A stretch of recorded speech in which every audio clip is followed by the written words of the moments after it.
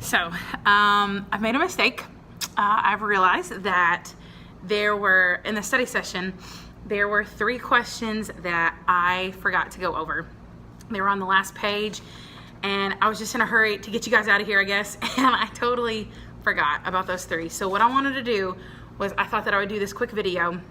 So even if you didn't come to the study session, you can still hear these 3 questions. But I wanted to go over them because I wanted to make sure that I'd done all of them. So let me talk about these 3 questions if you want to review it, and I'll keep it posted here onto YouTube if anybody wants to look at it. Okay. All right. So the first question was the first one that I missed. It said, what an innovation extended the number of hours in the day that Americans could work and play? And the answer was, hopefully you're saying in your head, the light bulb. Okay, so the light bulb was the first one, and remember, it was because now we can have a night shift, and so they could work like all hours of the night. Okay, then the next question was, it actually has a quote, and it talks about 10, 12, even 20 people slept in this one 2-story underground den. It says at night the roofs had people sleeping on them. It said it was foul, it was horrible. So it's talking about these city slums and the tenement houses that people are living in. And so the question says, it was not uncommon in the city slums for how many people to sleep in these underground areas. So all you have to do is just read the quote. That one I wasn't so worried about, but if you just read it, you can see it says 10, 12, or even 20 inhabitants. So you want to pick the one that says like as many as 20 could be asleep in there. Okay, and then the last one.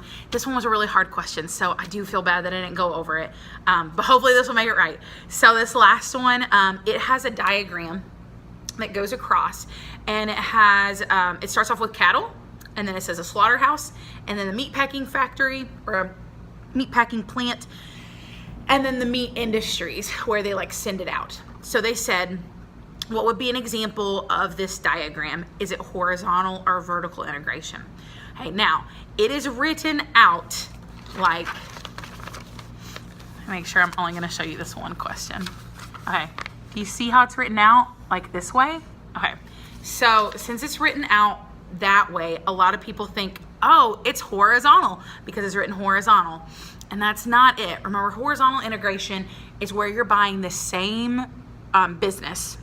So like if I have my cupcake factory, I'm just gonna buy all the cupcake businesses that are around town, okay? So that's horizontal. This is an example of vertical integration because they're starting off with the cows, then I need the slaughterhouse, then I need the meat packing plant, and then I need the industries that'll like send it out, okay? That's the company. So I needed all those parts of my product. It's like the cupcake factory.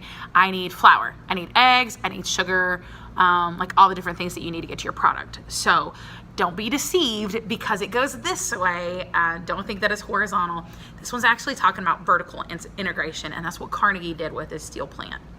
Okay, and then the most missed question, I can't say this one enough times, was the Chinese Exclusion Act, 1882. So just make sure that you know that it prohibited Chinese laborers from coming into the United States. There were some other things that dealt with like naturalization, but the biggest part of this act is that they prohibited anybody who's from China from coming there, and that was what made it so terrible, okay? So I'm so sorry, I forgot those 3 questions, but in this way, now everybody gets to hear those 3 questions whether you came to the study session or not, okay? All right, study tonight, do your best. Even if you're not gonna be here tomorrow, you should come and take the test anyway, and I'll see you tomorrow. All right, good luck, bye.